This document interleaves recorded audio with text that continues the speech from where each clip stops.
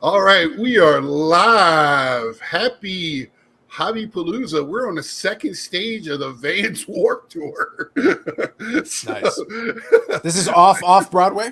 yeah, we are way down the line. And I am pleased to have Carlos because I'm Carlos. Uh, the man that'll tell you the reason why he believes it is because he's Carlos. I feel like people want to challenge me on this, and they will lose. yes, I've got identification that makes this abundantly clear. Like I'm that's sorry, right. I speak no lies. That's right. Uh, I don't hide things. He's one of the guys that I've kind of mimicked a little bit.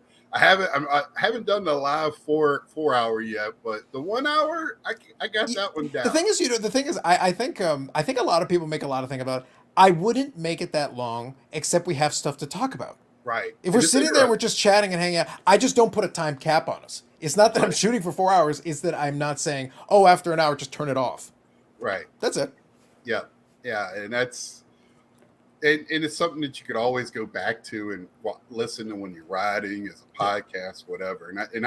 I've had a lot of people tell me in the past that they get mad at me when I make a shorter video because they can't get to work in time. It's over with. Yep. Oh, okay. We got our first good evening, Scott and Carlos and That's Tom Yannick. here. Good evening, Yannick. A Sunday night I see. Mm-hmm. Which I saw you when you thank you for mentioning me on your show the other night, and you're talking about how it used to be on Sunday nights and Yep. all that. So It was we good. It was a good time slot, to be honest. It was good, except the right, Mondays were bad. right, and that's kind of I like to do 8 o'clock Eastern, but Mm. we changed it for said Hobby Palooza to let my buddy have his hour where we're not overlapping because we do share. I mean, I'm a part of his community. Mm-hmm. If I have to say, if I want to categorize anything, Sure. and so I wanted to move it so where we can have some people and hopefully might be later in the show. But Bobbles is here. Good evening, Bobbles. Yep, that's what I'm staying with at the National, and of course I've been labeling this road to the National. Mm-hmm. Carlos is not going to the National, Mm-hmm. so this is when I start asking, and I'm not going to say why because everybody, I don't care why, but you're going to be interested, right? Oh, I'm going to be So, paying attention to it. right, Now, to be fair, Andy and I kind of had a little fun with it when I chatted with Andy, and then yes, also the Hobby Palooza thing. I was like, I'll say this: I have a great I have a personal vaccine against FOMO about this. It's like, no, if I wanted to go, I'd go. Like it's just I did. It's Atlantic City. No, thank right, and, you. and honestly, the last one I did not make plans to go, and it got canceled. Right. I was kind of like, if you believe in your favorite religious entity or non, they stepped in and said, nope, we're not having it this year there, and Right we on. still gonna have it there anyway. So, Right. Right. I Yep. mean, as an East Coaster, Virginian, my whole life, I've been to Atlantic City for multitudes of different reasons as a young adult. Mm-hmm. Legal to do things up there and maybe not so legal to do things up there, but it's just I want to pick my place to go for a week in the summer.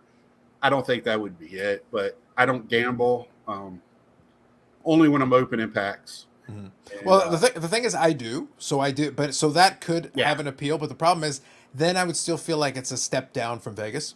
Like if I right, want to go gambling, I want to go because and Andy made the perfect point. That's why I enjoyed discussing it with him, even though he has a different opinion. Obviously, he's going. right, But we can still have a good discussion because right. it'll offer both sides of it and give everybody an avenue to agree or disagree or whatever they want to do. Hmm. My thought is I do have to treat it like a vacation because of the Right, cost and the planning and the time. Because obviously this year, if you did want to go, you wanted to book your hotel well in advance. You wanted to book your right, flights in advance. You can't just be like last minute. Oh, what the hell? I'll go. No, you got to think about it a little bit.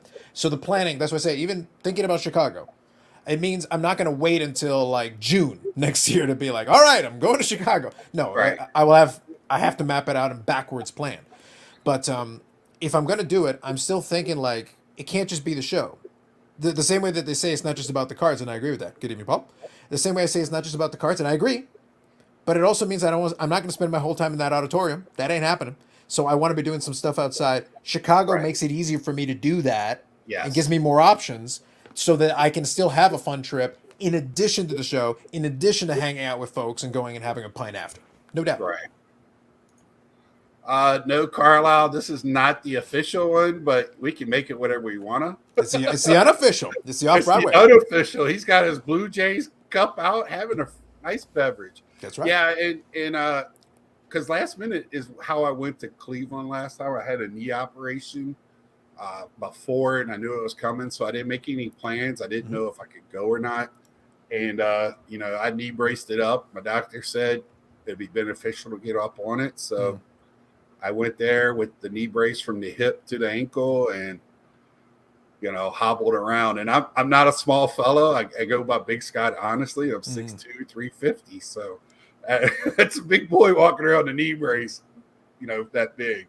But I had fun. You put me in there, like-minded.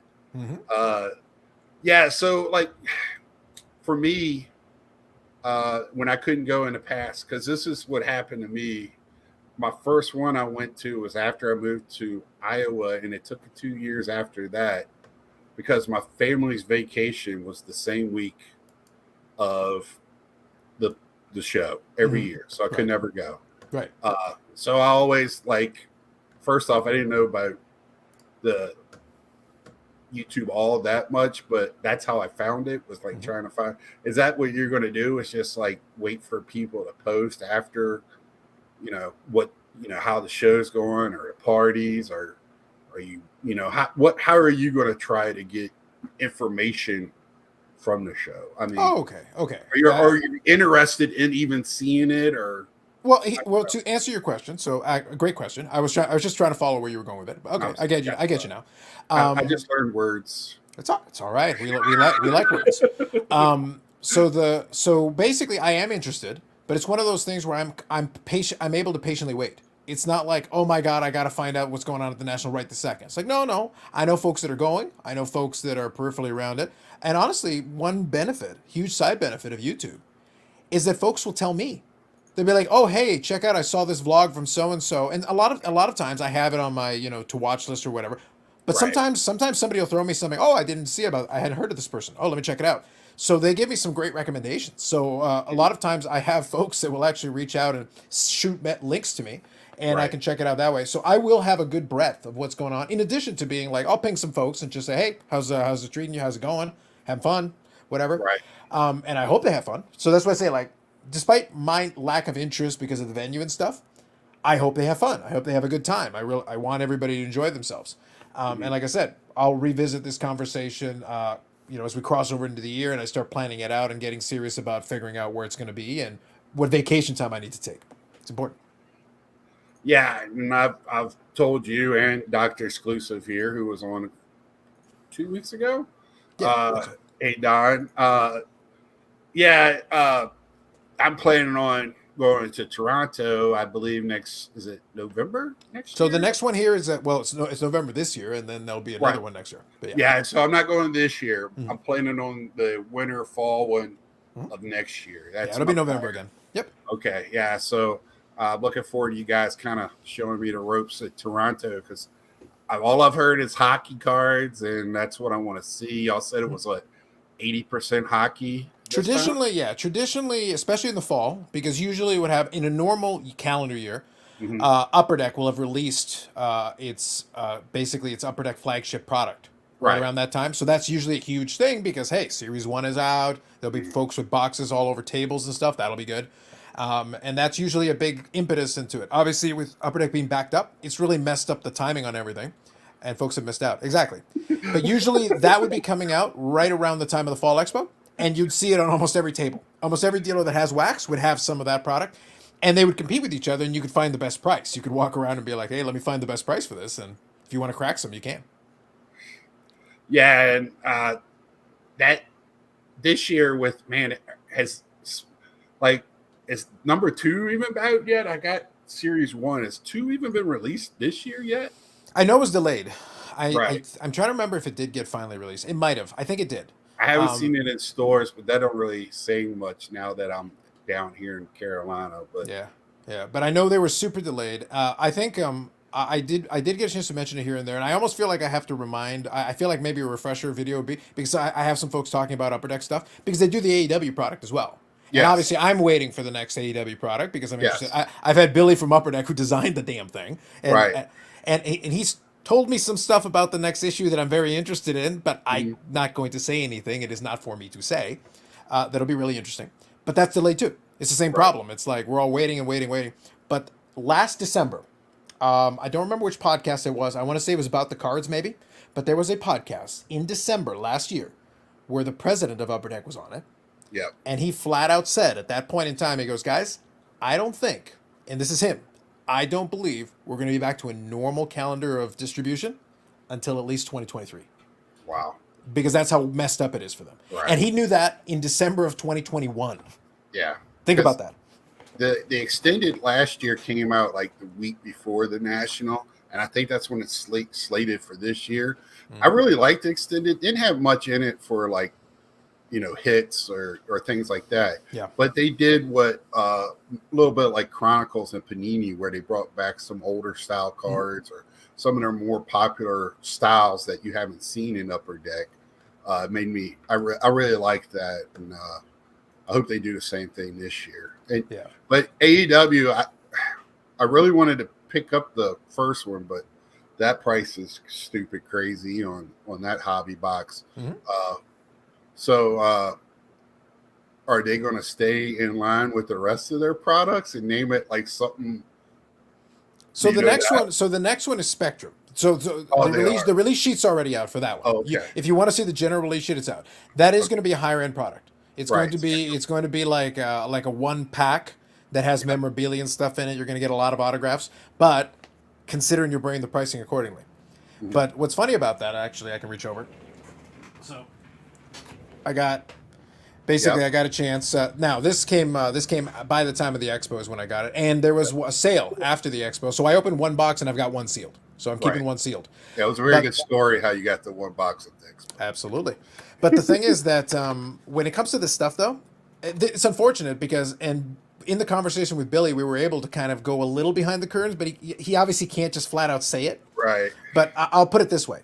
The price point that these boxes went for was not what they were designed for. They were designed with the understanding that based on, we're going to produce X amount. We've got these many boxes, these many packs. We figured demand will be about here. It should be coming in right around this price. Mm-hmm. Allegedly, maybe about half or less of what it actually sold for. Right. But that's a secondary market. The problem is Right. they cannot control that. Yes, So I understand. yeah, so the analogy I tried to give somebody is I said, okay, like let's take Topps flagship. Okay, Topps flagship. That's a good easy comparable. What's Topps flagship going for these days? Just a box, hobby box.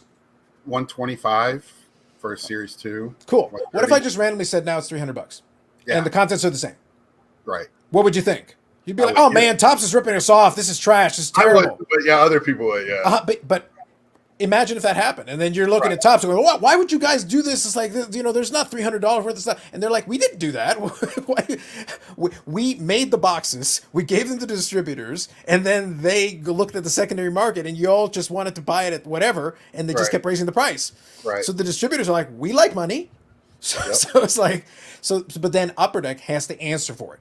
They're like, "Oh, that's not worth that price." It's like, we didn't design it to be worth that price. That wasn't what was supposed to happen. Right.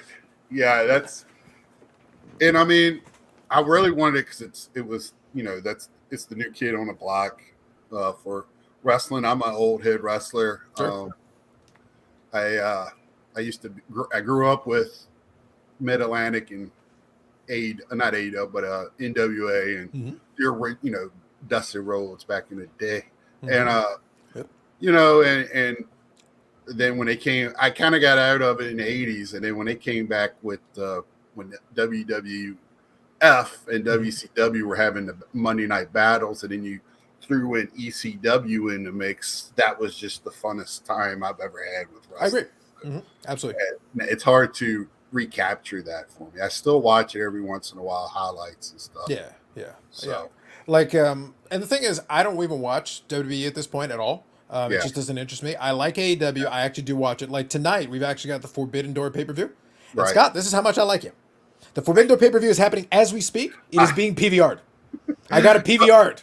I'm sorry, man. I know. No, Scott. I wasn't gonna turn you down. I wasn't gonna reschedule. I'm like, listen, Scott's asking for me. I'm here. I'm gonna PVR the damn thing, and after we're done talking, I'm going over to watch it. So everybody better give me a thumbs up over here. There you go. Appreciate Carlos being on. Yeah, and I've seen some of the matchups for tonight, which are kind of interesting. Some of them. Yeah. So that's why I say, to be honest, I would have PVR'd it anyway because I might want to rewatch some of them, to be Right. honest. So I ordered the show. But the beauty of PVR, the advantage of it is if something happens, like, wait a minute, did I just see what I thought I said? I can rewind. Right. Sweet. Great. That's how me and my friends, everybody came to my house for the Monday night stuff. Watch one, record one, and then kind of we watch WCW and then watch WWE afterwards so we can fast forward through all the boring stuff. But now we all love ECW. Done on Friday or done on Saturday, copied on Monday. Yep. That was their big slogan. So enough with wrestling. Everybody's getting bored. I laugh because a buddy of mine was asking, like, what are you going to talk about on this other thing? You did your live stream and then you hung out with Andy. It's like, dude, I can talk about whatever you want. What do you want to talk about? You pick the topic. Yeah, and I just know you talk about it and you don't go too deep into it because when you guys on your live stream, y'all touch on everything, but you got some serious hockey guys. Yeah. So that's why I tend to get pigeonholed a lot. So it's one of those things where when I get a chance to go somewhere else, like, please, let's talk about something that isn't hockey. Right. Happy to do it, but I do it all the time. I'm not going to, but Bob, is it Bob Burrell?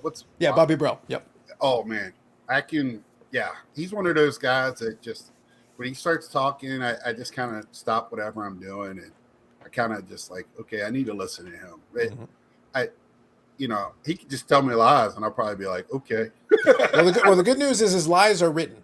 So he's written 3 books. So you can fact check him on his own book. Right. And I didn't even know that I knew he had books, but it took a few weeks. But yeah, it's great listening to him and what his knowledge just seems bottomless. So.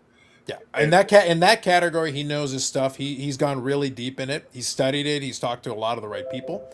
I do want to kind of acknowledge a couple folks. Thank you, Bobbles, for the update on the game because there's a game going on as well. I think we got the Stanley Cup final game is happening tonight as well. It's a busy night. It's a lot of stuff going on. And good evening, Rick. Absolutely, I see Rick there as well. Hold on 1 second. Sure. Yeah, I just want to acknowledge some of the folks in the chat since I see. Yeah, go right ahead. Sounds good. And Ray, good evening. I think I got most of you. And then Scott, good evening. And yeah, those are the ones I see here for now. Whoops. Oh, and Bravo's Journey as well. Yeah, the Swanson WWF set was fun. I like that. I love the $1 Million Man. The $1 Million Man and Macho Man Randy Savage, they were 2 of my favorites. I like the bad guys. That was always fun for me. Yeah, back in the day. well, if you like the bad guys, then you had to love Razor Ramon because he was a classic. He was a classic, no doubt. Yeah, I was actually in Washington D.C. The night that they beat Goldberg the first time. Right.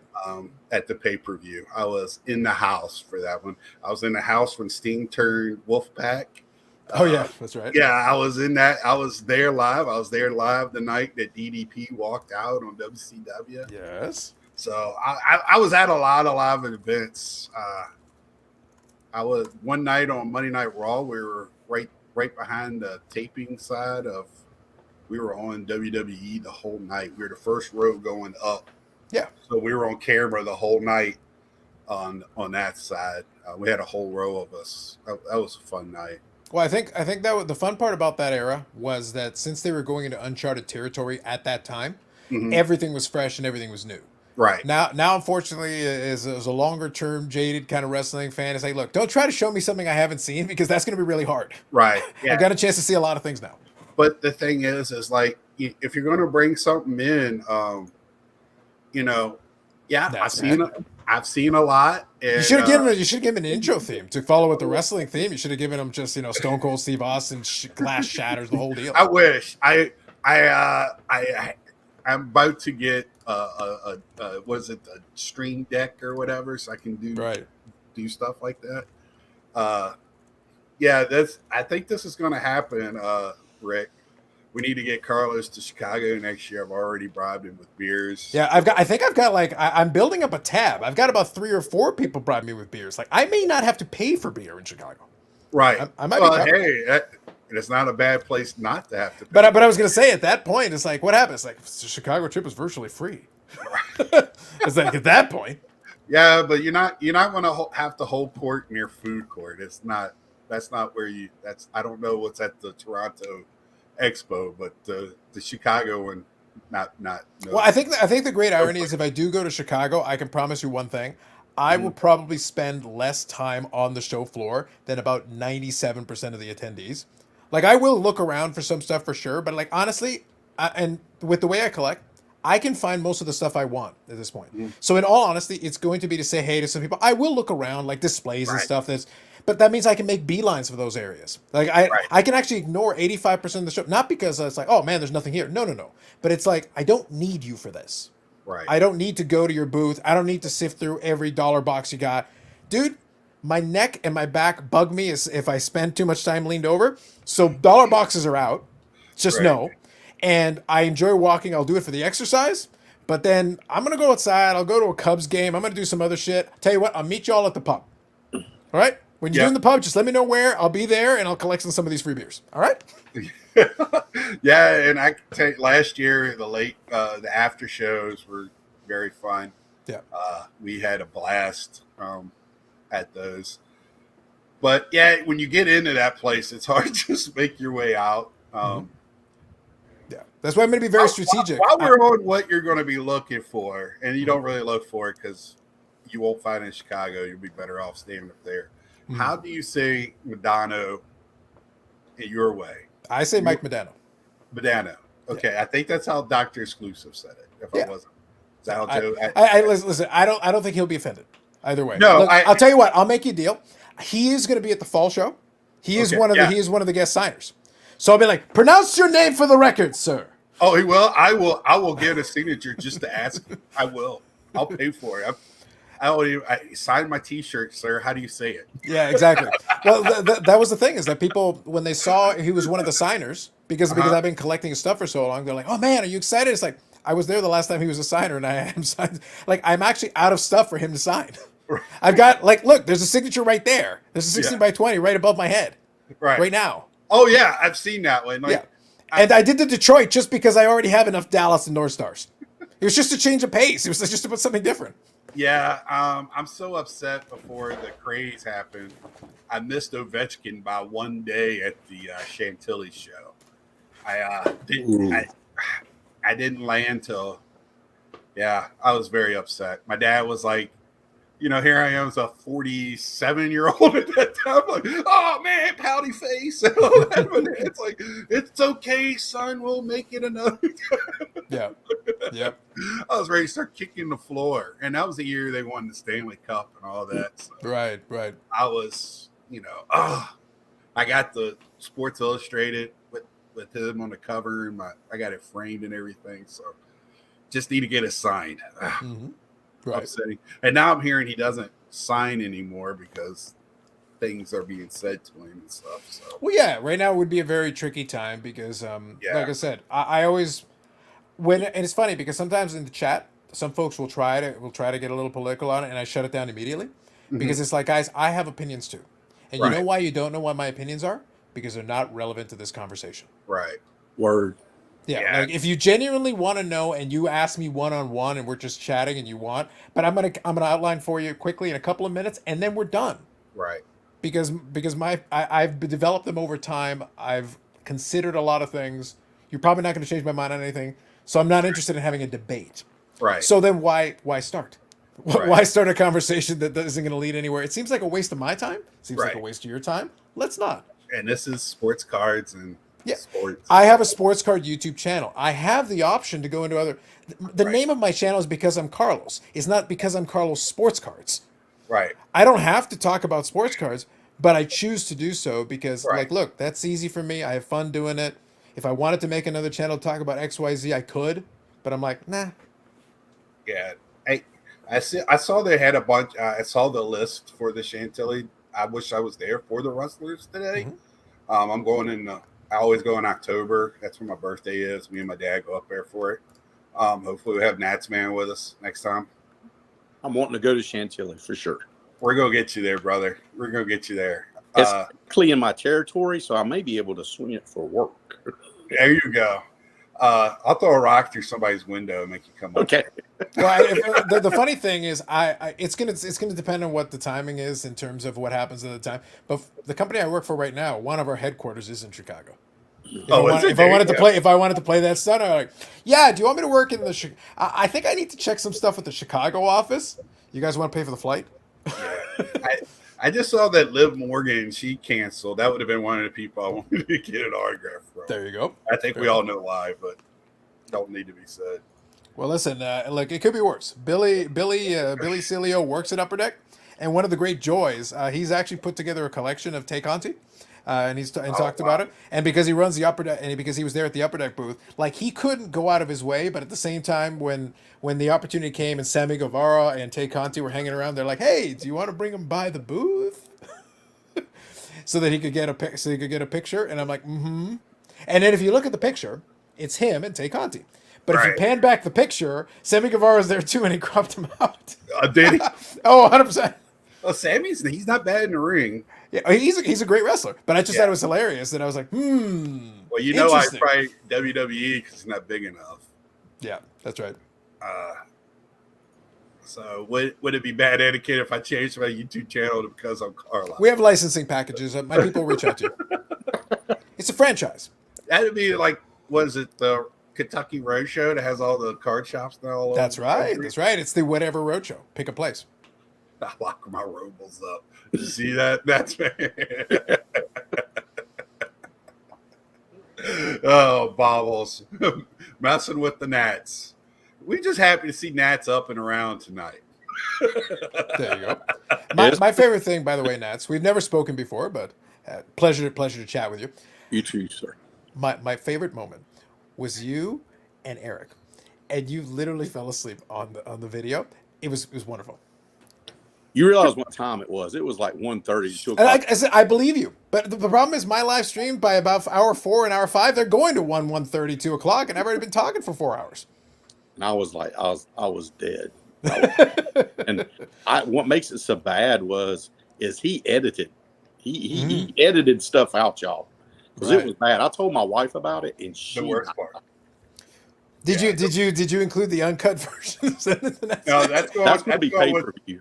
That's going with us for house laughter one night at the house we're all staying in.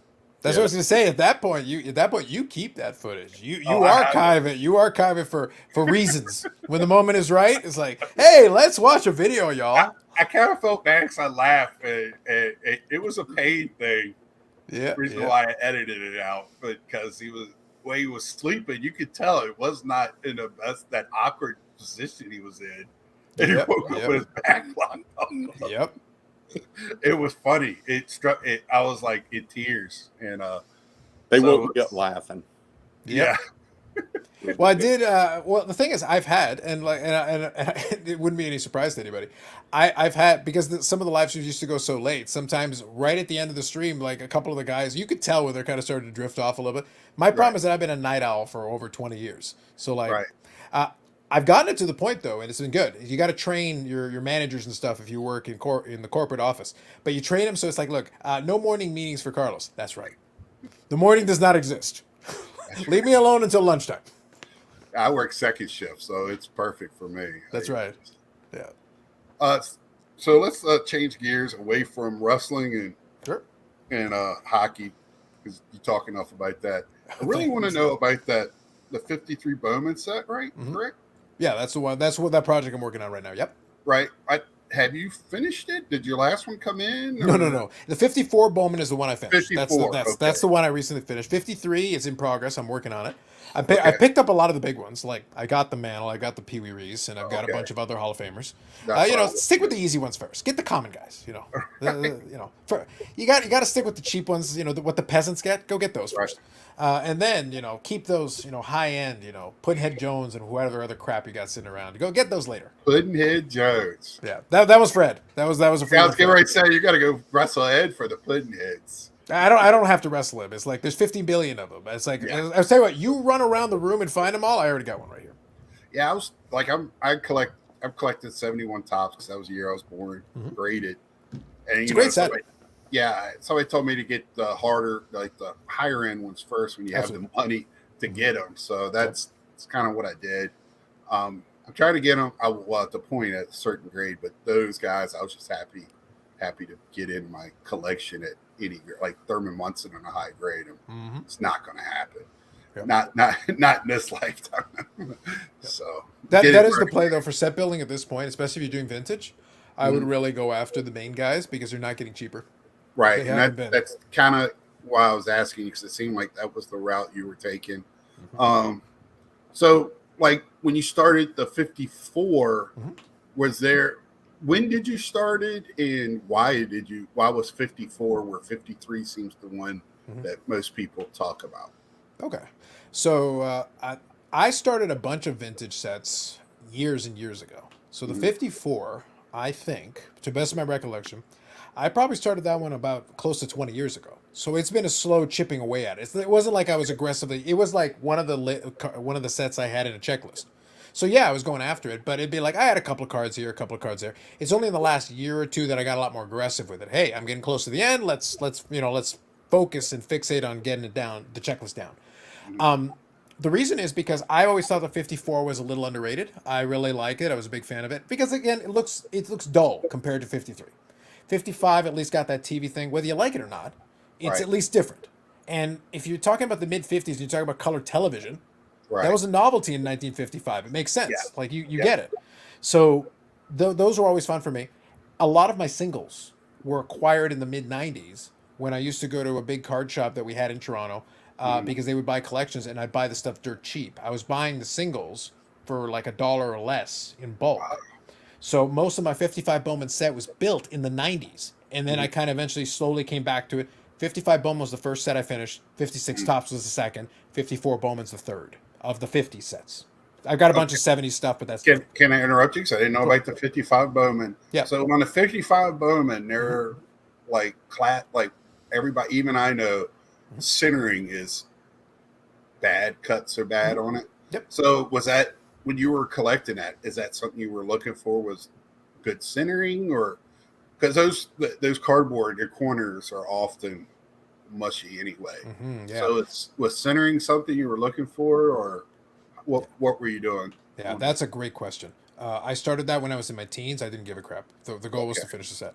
Gotcha. I'd be pickier about it today. Today, I Right. would be pickier about it today because at that point, if you're like in your teens, even if you're able to get a bunch of singles for $1 or $2, it's still like I think the set was 320 cards. I think for 55 Bowman, if memory serves me. It's still a lot of cards, and you still have to get Mantle. You still have to get Hank Aaron. You have to get Willie Mays. Like you still got a lot of like great Hall of Fame players. Ernie Banks is a big one. Like there's a bunch there. So yeah, then being pickier about the centering and everything else would be a tricky. 54 Bowman kind of has the same thing. Towards the tail end, I got a lot pickier about the singles. As I was finishing up, I got a lot cleaner copies, and I did upgrade some cards. I've got a small list of ones that I can upgrade. I even upgraded my Mantle because for years I had a Mantle that was demolished. I bought it from a buddy of mine, Boston, Massachusetts, in 1997 or 1998, and paid the princely sum of $35 US. Oh, But it looks like it got run over by a car about 40 times. right. But I still have it because it has sentimental value. Right, But I bet. afterwards, I got a 54 Bowman Mantle that's, I think, a PSA 1. It's a much better copy, much cleaner. So, yeah, I technically upgraded that card, even though I kept the other copy. So, Right. for some of the star players, I bought the Maze Raw, got it graded, came out okay. But it's still fairly low. The point was I wanted to work on these sets. At one point, my goal was to actually do a run. And then afterwards, I'm like, I actually don't like some of the other sets. It would just be a waste of money and a waste of my energy and time Right. to start building sets I don't actually like. And then Right. what am I putting all this effort in for? And we tell everybody, collect what you enjoy, because if Yeah. you can't sell it, you're stuck with it. So, Yeah. So I said, you know what? I like 55 Bowman. I actually like 54 Bowman. I actually Right. like 53 Bowman. And if I have those three are three really nice sets. right. So what's wrong with that? Sounds I great. love those Bowmans. I love vintage, but I dabble. I can't get. I collect too much stuff. Well, So I have to that- choose my areas. Yeah, but that's why I kept stripping away sets. I started going through it all, and I said, okay, look, most of the top sets in the '60s, I really don't like them. Mhm. They're not, it's not that they're bad; they're just not for me. So I go, I actually like 60 tops, so that'll be a project for down the road. I actually have a good chunk of the set, so I'll restart that when the time is right. 61 is interesting. I probably won't pursue it, although I have a chunk of that set, because like I said, at one point I was thinking about doing the run, so I was accumulating the cards. Right. And then for some tops ones, I'll go back and review. There's certain sets that I like and certain sets that I don't. Like 58 tops, I actually like. 59, not so much. 57, I actually don't like it. Do you like? Is it the 61 or 62 Fleer set? 63 Fleer. 63. See, I can't even. I was adding the 1 and the 2 together to get the 63. Yeah. I got to sound smart somehow. 63 Fleer. I like that set. It's nice and clean.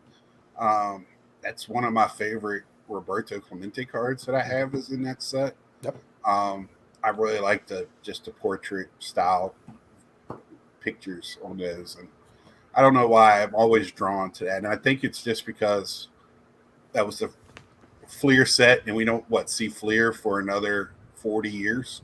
Yeah, I think what makes that set cool is that was Fleer challenging Topps' reign, because they did 2 sets of like retired players and Hall of Famers right before that. They're kind of ugly. Oh, yeah. But if you like them, you like them, but they're kind of ugly. 63, they actually tried to do current players from 1963. Right. And you just look at the checklist and go like, you guys were going to do a series 2, but then Topps went and put the kibosh. That's why there's no 63 Fleer Mantle. That's why they're not there. But you still got Committee. You still got Koufax. You still got Warren Spahn. You still got Hall of Famers in there. It's a good set.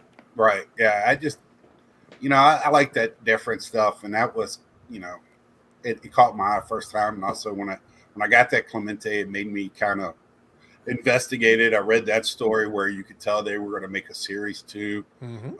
So it obviously the year didn't stick to my brain, but that's that a lot of things are that way now. So, but here's the fun part about this, Scott. This has always been one of the great joys of me, because I started so early cutting my teeth on vintage. I got a chance to study it and learn a lot of these things. But after a while, I was like, because there are folks now out there, they go tout and they talk about these vintage sets and do all this stuff. And I'm like, guys, a lot of it's trivia. Right. Like, okay, so 53 tops. How many cards are in the set? 280. How many cards are actually in the set? Oh, well, actually, it's 274 because 6 of them were never issued. That's trivia. If you're collecting the set, you need to know that, because you need to know how many cards are actually in the checklist. But outside that, who cares? like, look, I like that set, and I'm going to collect it at some point, so I need to know that. Right. I need to know that, by the way, those 6 numbers aren't going to come up, so take them off your damn checklist. You're not finding them. Right. Yeah, and for me, the card, like the players I like are from that age, is ones that my dad told stories about. So he loved Roberto Clemente. I was young and old. Well, I'm old enough to know. I got to see Brooks Robinson play. I got Palmer. Orioles were our team as a little kid.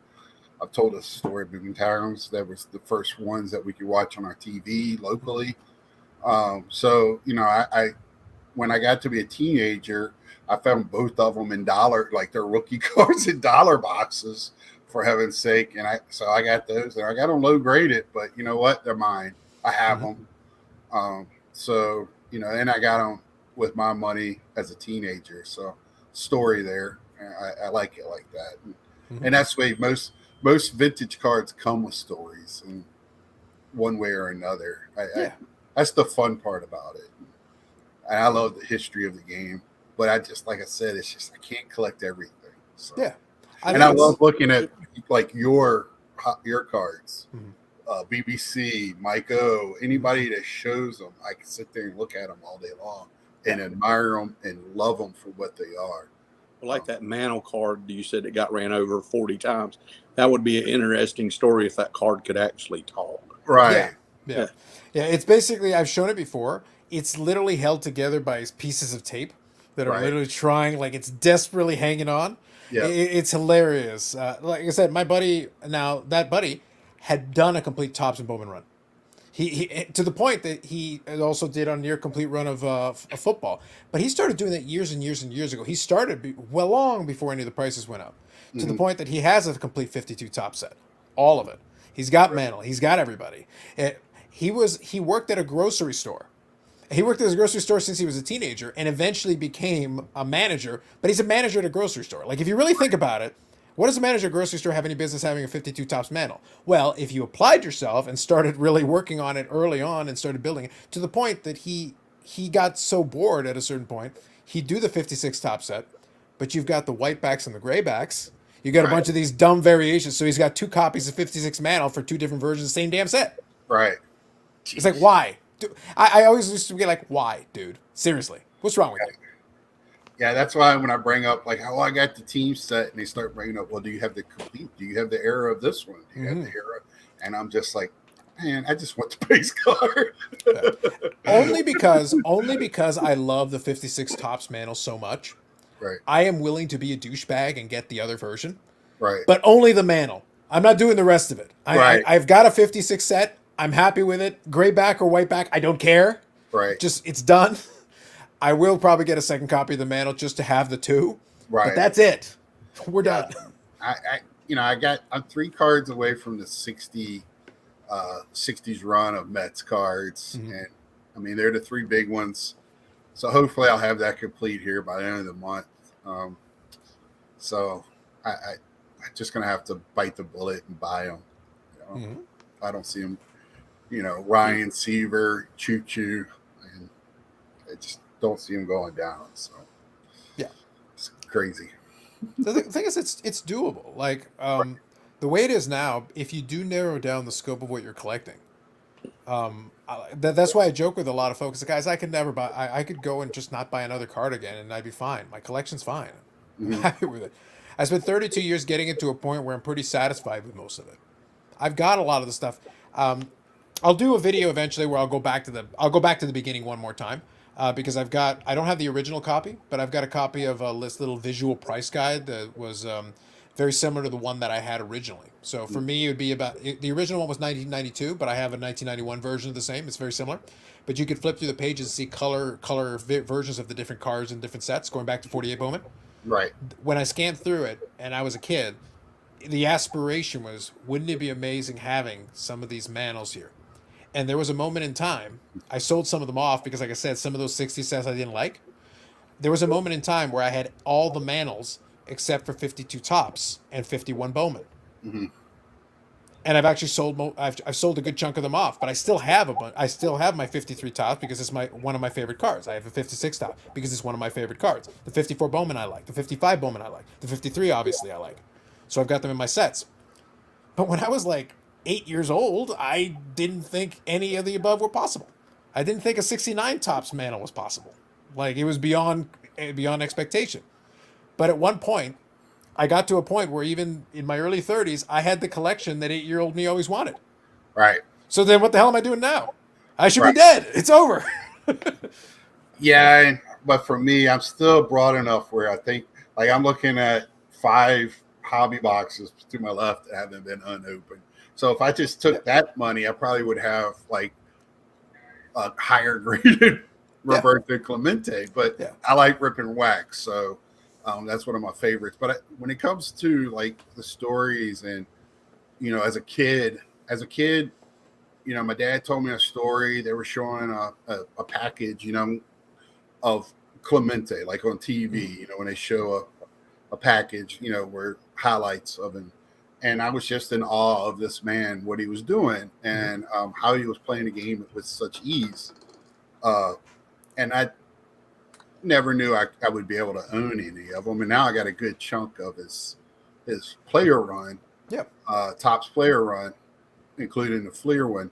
But when I bought that rookie last year, I got a little emotional. I got a little shaky, weak-kneed. I was so happy that I bought that. And I was kind of like you. My 20-year-old self would have never thought I was in a position to buy that one. And that set off one of my greatest buying weekends ever had. I got it at a good deal. Then I turned around and went and got Satchel Paige at an even better deal. 53.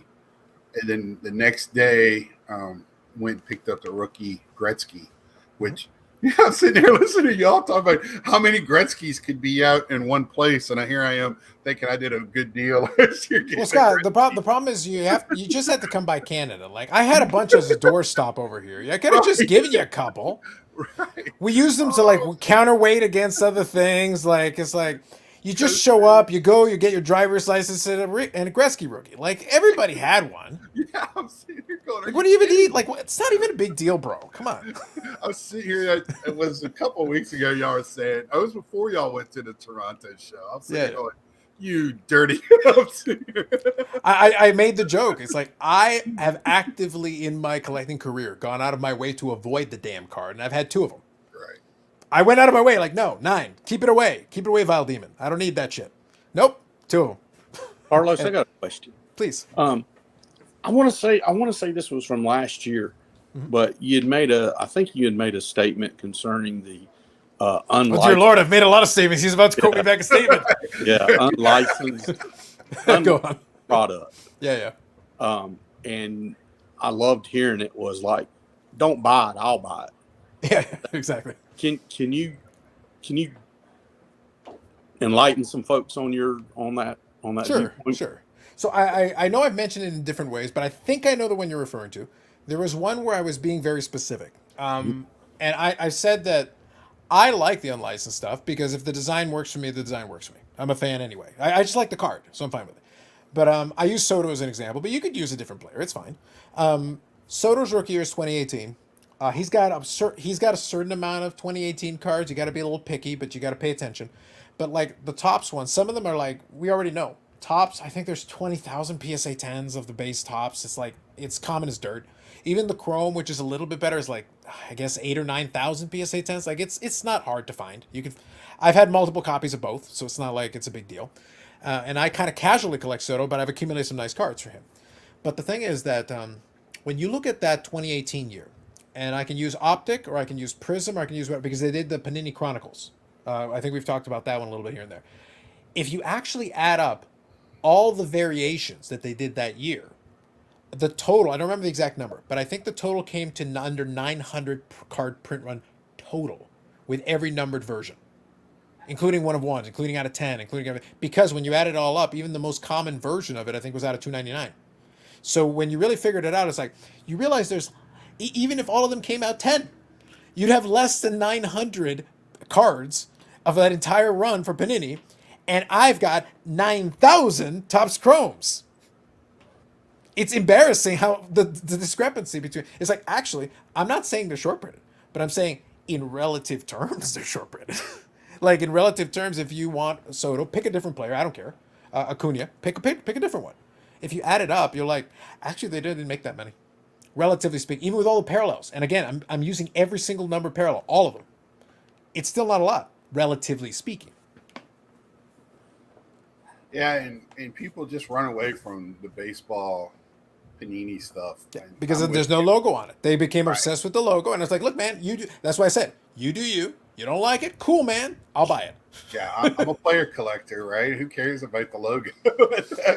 You know, of course, some stuff looks better with the logo, but of course they've gotten better with hiding the chest and hats. Yeah, I'm not saying no, and it goes back to kind of the key thing for all the stuff I make fun of because frankly, it's a lot of fun for me to make fun of it because it's not serious. This stuff, this is collecting. This is nonsense. All of it's stupid. Like we're wasting money on this worthless cardboard. Whatever. Who cares? Right. But the point is it's supposed to be fun. And if that's true, if we stick with that premise, then I want to collect the damn card I want to get that I feel like getting, and screw you if you don't like it. Right. And show them off. And I don't care if only one person likes it or nobody likes it. I'll do. That's kind of my mentality. And it's getting reinforced on here daily, nightly, weekly. Yeah. And the thing is, folks are going to see it. I've shown it, but it's going to be, I sent off a couple of cards at the expo to PSA to do grading. When it comes back, one of the ones that's on there is the 2018 Prism. It is a Soto. It is the green. The green is numbered to 50. Mm-hmm. Those ones are pretty tough. So I'll get it back and we'll see what it comes out. We'll see. Like their Chrome cards, usually those grade pretty good. We'll see though. Like we'll see whatever they come up with. But the point is there's 50 of those. Now imagine if it was a licensed out of 50, because we know what some of those go for. Right. If I say Topps Chrome, I think the gold refractor's out of 50. I could be mistaken. I think the gold refractor is. It is. Okay, so how much does a gold refractor Topps Chrome out of 50 go for? Thousands. A hell of a lot more than the out of 50 that I got. Right. Yeah. Yeah. That's very true. And I mean, you gotta. To me, I've been labeled an old school collector. I wear that badge proudly. Mhm. So, you know, I if I like it, I like the way it looks. Mhm. Soto was a player I do pick up if it's affordable. Mhm. So I'm with you on that. I can care less if it's plus Prism and optics look damn good. Mhm.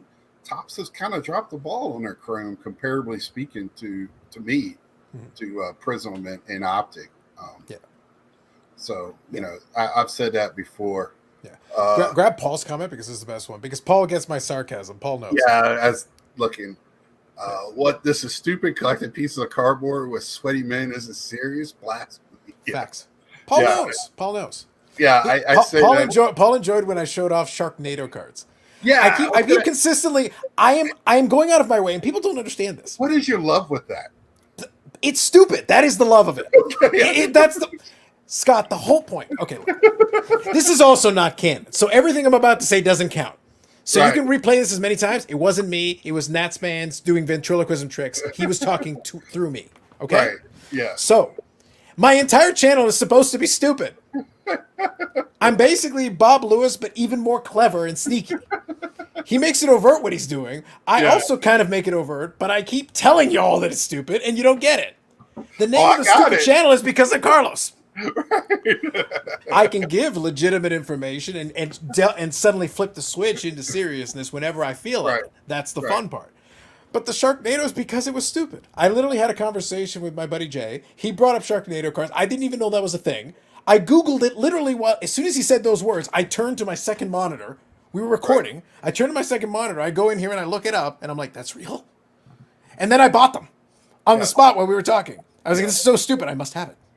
And I paid next to nothing for the stupid cards. And now they're a new source of mockery. And right now I bought a bunch of poker card autographs, and I'm going to show those off in a thing. It's like, who cares about this crap?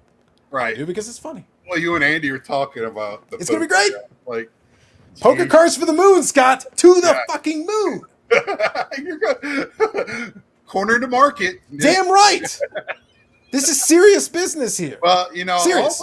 almost tonight, because who was before Mike, before I did my little cameo on there, Mhm. I was so close to get my phone and just run out to my truck and film it from my truck. I don't know what the deal is with that. Is it acoustics? I don't get it. I don't know. Yeah. But that's the thing, is that I think Now, Mr. Fisher Bike does it while he's driving. I Right. think he loves the fear element. It scares me to death. But yeah. So like I've got these other folks that are trying to promote Star Wars cards, they're trying to promote this, that, and the other thing. It's like, no, Sharknado and poker autographs from 2006. You peasants. I'm not wasting my time with that other garbage. Trash. Complete garbage. I'm not wasting my time with that. Are you stupid? What's wrong with you? Written, so it is done. Yes, of Is there course. any autographs in that Sharknado? The guy from What I understand, there is actually. 90210. Is there? There's sketch cards, and I got a couple of the promos, and I think I got a couple of the packs with the cards. But here's the thing: the best part about it was, as soon as I bought it, I think we spent 45 minutes on the live stream chatting about it, because the chat loved it too. Again, it's Yeah. stupid. It's funny. Yeah. Who cares? I came in the middle of it, and you keep bringing it up, and I was Yes. like, then you had it on your regular. I'm sorry if I ruined your perception of my show as being very No. serious. No, it didn't. It didn't. I was just wondering if there was an underlying. I get sarcasm. It's me pumping it so that I can love sell these you. and make a lot of money, Scott. My Right. desire. I'm trying to sell out my damn show to Fanatics. I'm trying to sell out my show for Saudi money. I'm trying. I'll take the Saudi blood money. I'll take it all. Right. I'm willing to sell out my show to China. Me and LeBron will go big time on this. It'll be amazing. I don't care.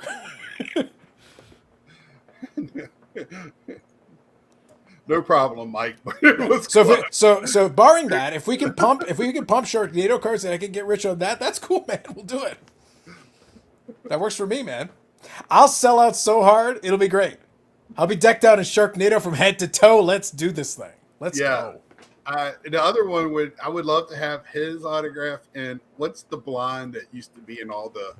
Oh, Tara Reid, I think was in the Tara first Reid. ones. Yeah. That would be. Well, Tara Reid fell on hard times. Very hard times. Well, that's why she had to be in Sharknado. I just would love to have it for just because they got Saved by the Bell cards too. When you get those, But that's the point is that they there got are the cards, college years. Not there the are cards high school. there are cards for almost everything. Almost Right. any stupid thing you want. I got yeah. But the thing is, as soon as Jay said it to me, it was so absurd. I was like, I love how stupid this is. This is great. It's greatness. So yeah, we'll promote the hell out of that thing. We'll get that thing pumped up. Oh, listen, I paid like under $2 a card.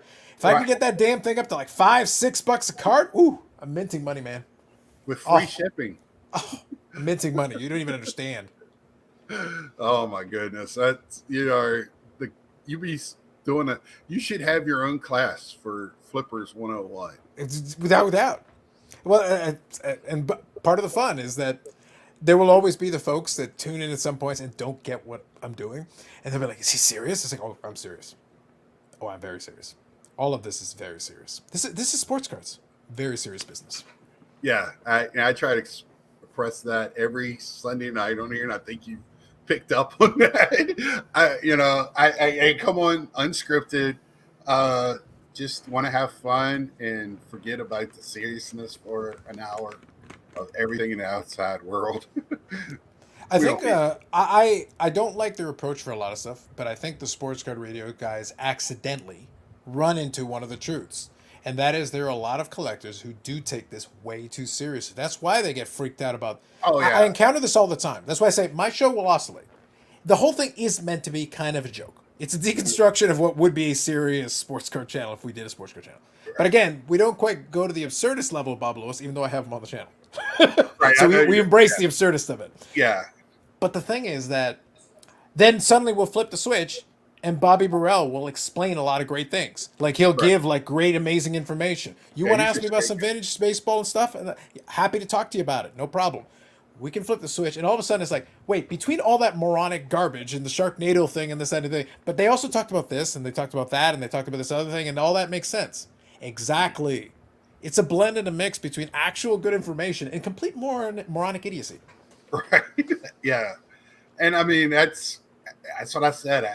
I don't hide it. I've been not mimicking straight up, but I like the having fun and knowing this is supposed to be fun. We're living out our little kid dreams. We got more change in our pockets to do it with.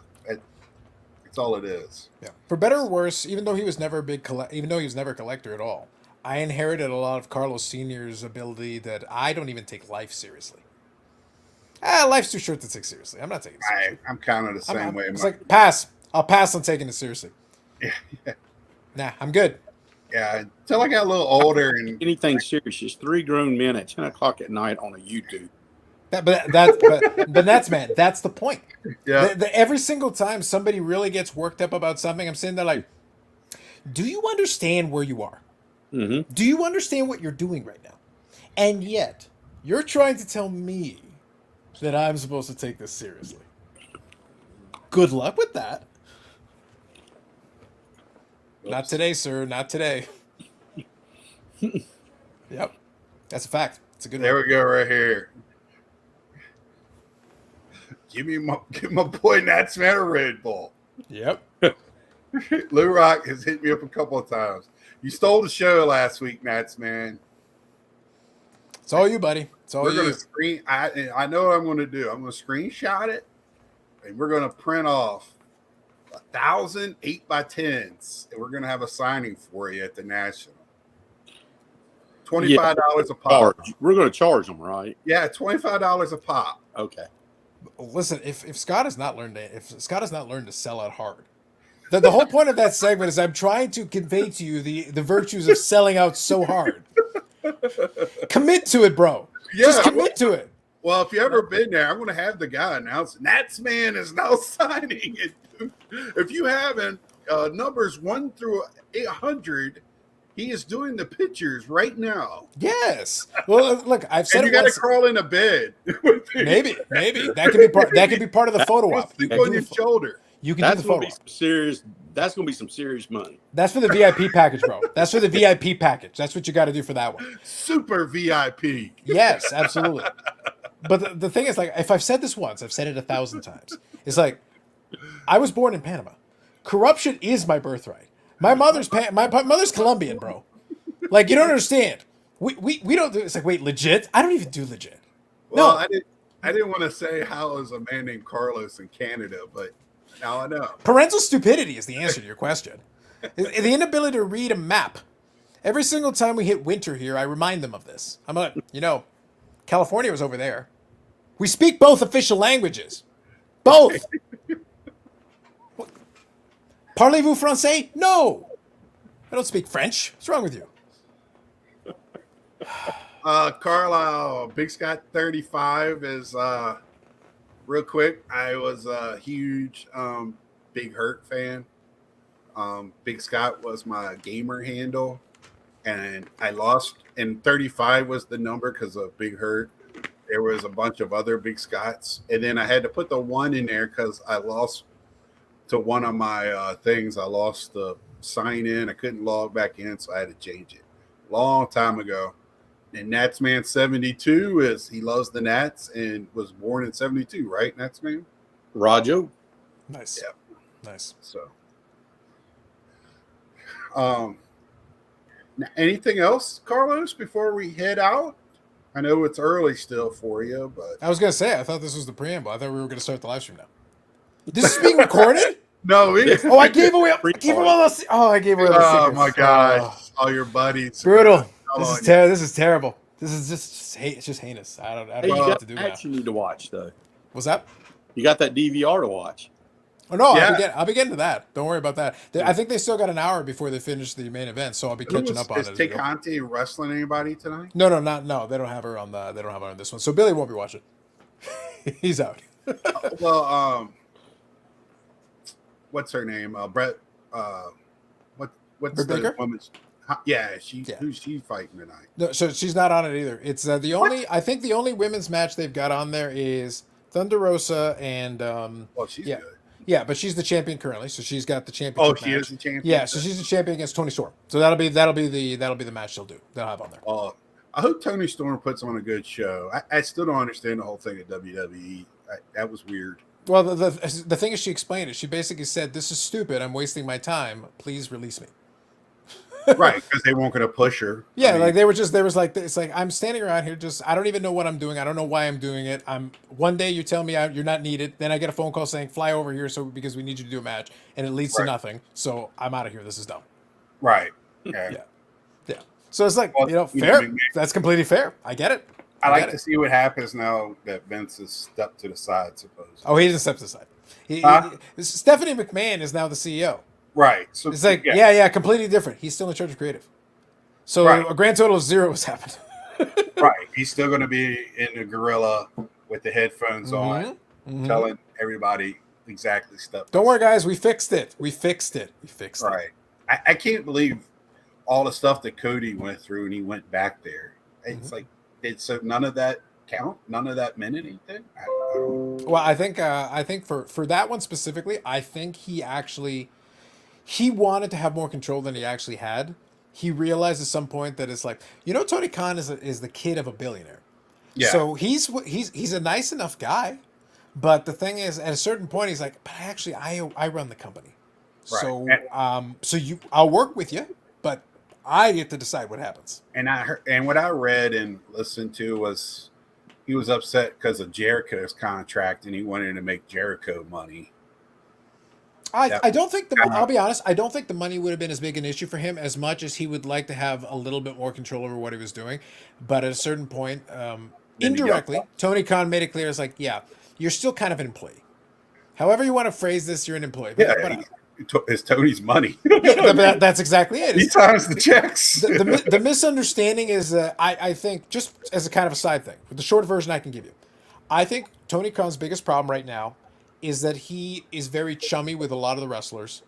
And the problem is, eventually, at some point, business comes in the way. And then at that point, Tony Khan switches from being your best buddy to being like, I am also your boss. Right. So, by the way, I run the company and I own it. So, yeah, we're good pals. We hang out. Maybe we have a beer or whatever. But then it's like, actually, when it comes time to do business and contracts, I'm going to decide your fate.